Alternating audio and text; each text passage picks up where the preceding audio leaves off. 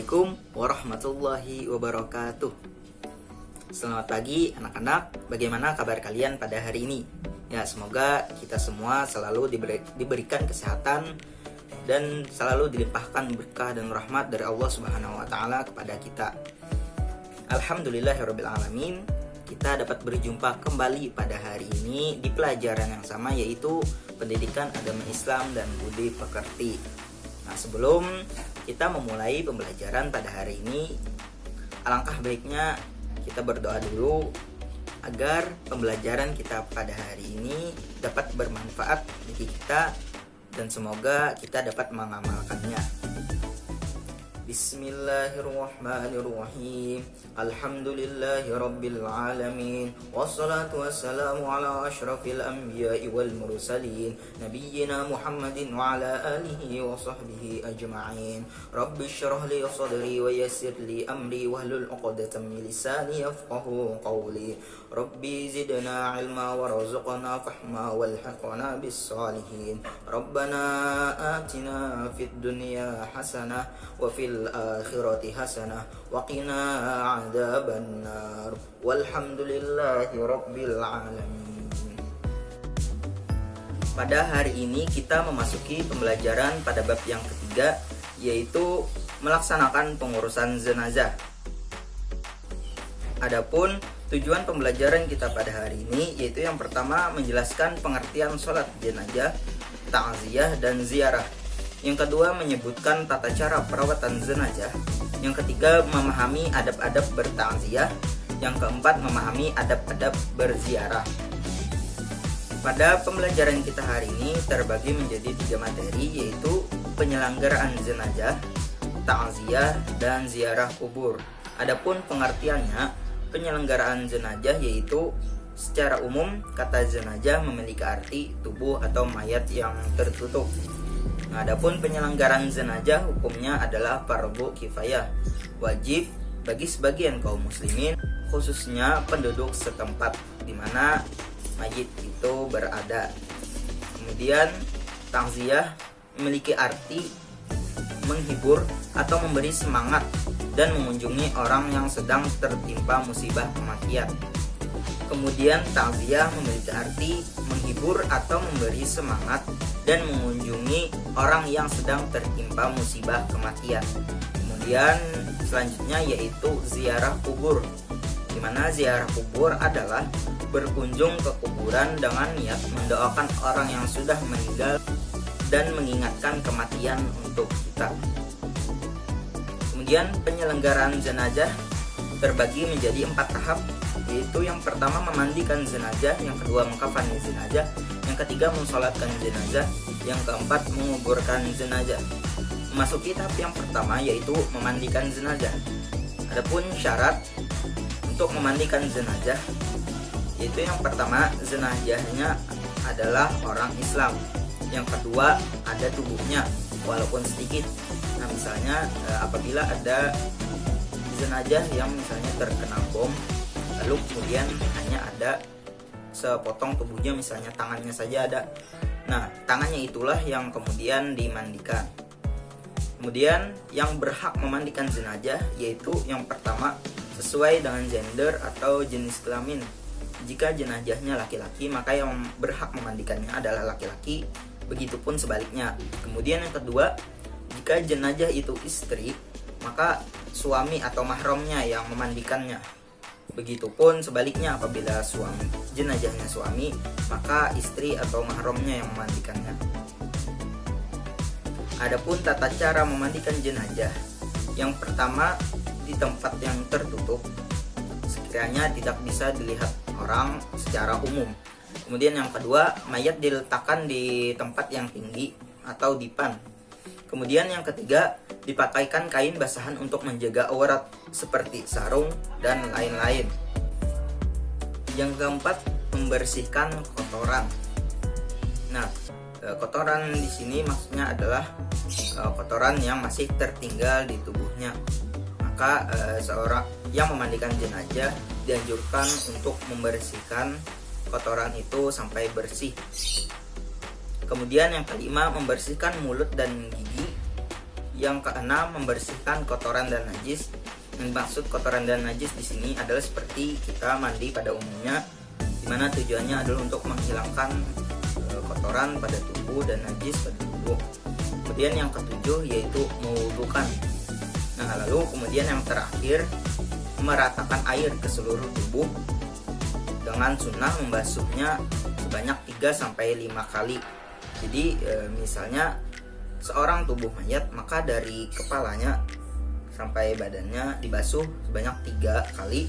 Kemudian di sisi kanannya dibasuh 3 kali dan di sisi kirinya dibasuh 3 kali dengan meratakan air ke seluruh tubuhnya. Kemudian tahap yang kedua yaitu mengkafani jenazah. Nah, adapun ketentuannya yaitu yang pertama, disunahkan jenazah laki-laki sebanyak 3 lapis kain dan jenazah perempuan sebanyak 5 lapis kain. Yang kedua, kain kafan dianjurkan berwarna putih, jangan berwarna yang lain. Kemudian yang ketiga yaitu jangan berlebihan, baik itu kainnya ataupun bentuk kain dan motif-motifnya. Kemudian tata cara mengkafani jenazah. Yang pertama, membentangkan kain kafan, yang mana kita tahu jika laki-laki tadi sebanyak 3 lapis, maka bentangkanlah 3 lapis kain itu. Setelah dibentangkan, maka yang kedua yaitu menaburi kain tersebut dengan kapur barus atau wangi-wangian, agar supaya bau busuknya nanti tidak terlalu tercium ke atas permukaan. Kemudian yang ketiga, setelah ditaburi kapur barus tadi, baru diletakkan mayit di atasnya. Yang keempat, anggota badan yang terbuka ditutup dengan kapas, misalnya lubang hidung, lubang telinga, dan lain-lain. Kemudian yang kelima, tangan mayit dianjurkan untuk bersedekap.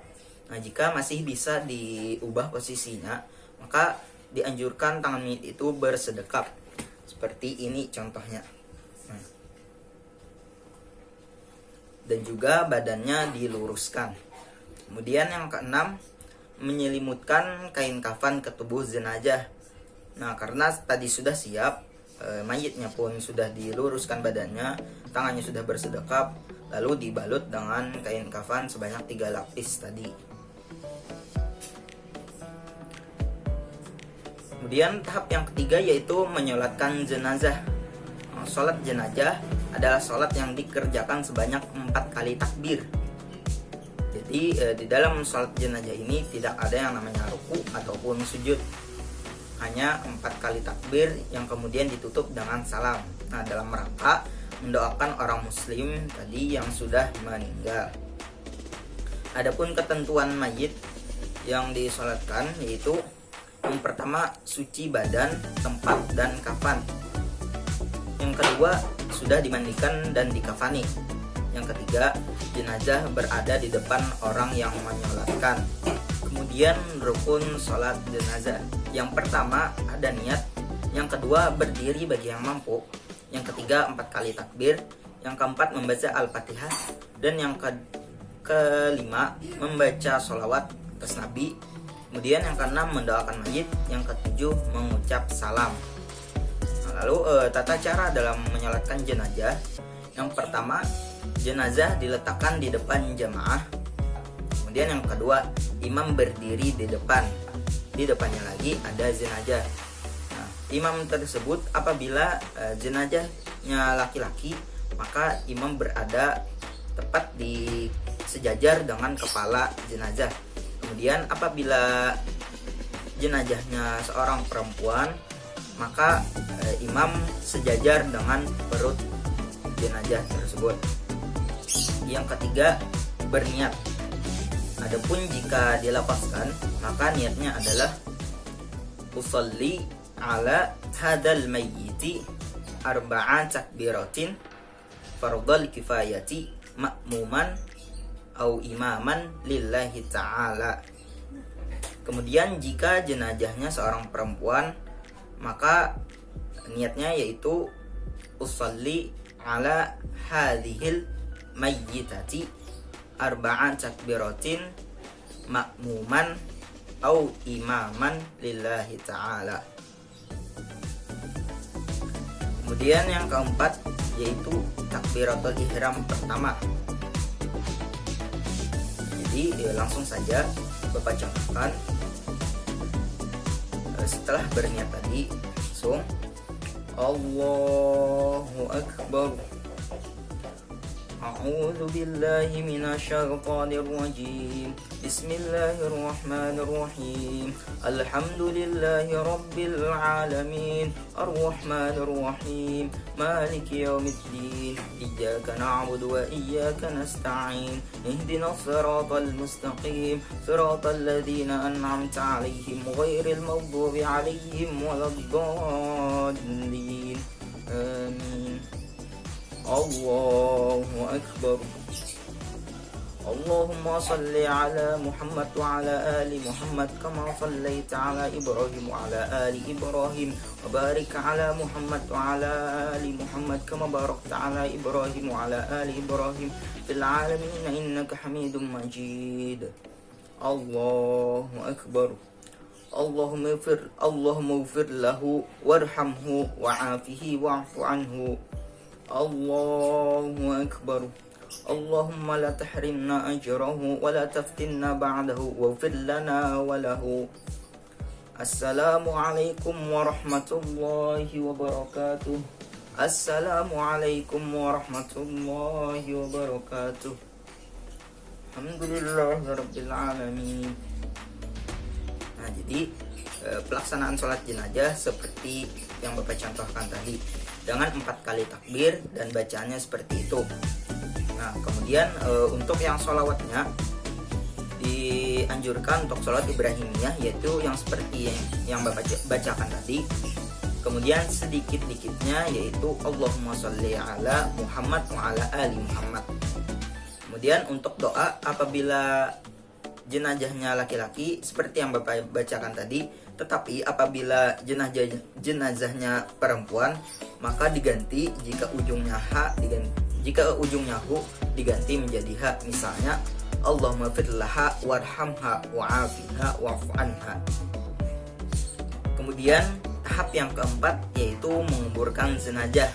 Nah, setelah menyolatkan jenazah hendaknya menguburkan jenazah dengan segera, dimana sesuai dengan hadis Rasulullah Shallallahu Alaihi Wasallam. An Abi Hurairah radhiyallahu anhu, anin Nabi Sallallahu Alaihi Wasallam, qala asra'u bil janazah, rawahul Bukhari wa Muslim. Artinya dari Abu Hurairah radhiyallahu anhu dari Nabi Sallallahu Alaihi Wasallam, beliau bersabda, segerakanlah mengubur jenazah. Hadis riwayat Bukhari dan Muslim. Lalu kemudian disunahkan pula ketika mengantar jenazahnya dengan mengucap zikir yaitu la ilaha illallah, sesuai dengan yang diriwayatkan sahabat, yaitu an Ibni Umar qala lam nakun nasma'u min Rasulillah sallallahu alaihi wasallam wa huwa yamshi khalfal janazah illa qaul la ilaha illallah mubdiyan wa raji'an. Artinya dari Ibnu Umar radhiyallahu an, ia berkata, kami tidak pernah mendengar dari Rasulullah sallallahu alaihi wasallam ketika beliau mengantarkan jenazah kecuali beliau membaca la ilaha illallah baik waktu berangkat atau pulangnya. Adapun tata cara menguburkan jenazah, yang pertama menguburkan jenazah pada siang hari. Namun apabila ada halangan maka dibolehkan malam hari. Kedua, membuat liang kubur yang dalam dan luas, tujuannya agar baunya tidak tercium oleh yang di atas dan juga tidak mengganggu pemukiman warga. Kemudian yang ketiga, meletakkan mayit dengan membaca bismillah. Bacaannya yaitu bismillah wa ala millati rasulillah. Kemudian yang keempat, posisi jenazah miring ke kanan dan menghadap kiblat. Yang kelima, melepas tali pengikat. Jika di Indonesia sering disebut dengan tali pocong. Nah, tali itulah yang kemudian dilepas ketika jenazah sudah berada di liang lahat. Yang keenam, ditutup dengan papan atau kayu. Jadi setelah jenazahnya ditaruh, maka seluruh badannya ini ditutup dengan kayu. Kalau biasanya di Indonesia itu miring. Nah kemudian kalau khusus untuk kita daerah di Banjarmasin, karena tanahnya yang tanah rawa, kemudian ada yang namanya tabala. Nah setelah ditutup dengan kayu tersebut, lalu kemudian ditembun dengan tanah. Yang ketujuh, meletakkan tanda seperti nisan, kemudian menyiram air di atas kuburnya. Jadi tanda ini atau nisan adalah supaya orang menghargai kuburan tersebut, bahwa di situ ada kuburan dan tidak melangkah di atasnya, agar menghormati jenazah yang ada di dalamnya. Kemudian ke materi yang selanjutnya, yaitu ta'ziyah. Hukum ta'ziyah adalah sunnah. Diriwayatkan oleh Amr ibnu Hazim bahwa Rasulullah SAW bersabda, "Ma min mu'minin yu'azzi akhahu bimusibati illa kasahullahu azza wa jalla min hulali karamati yaumal qiyamah."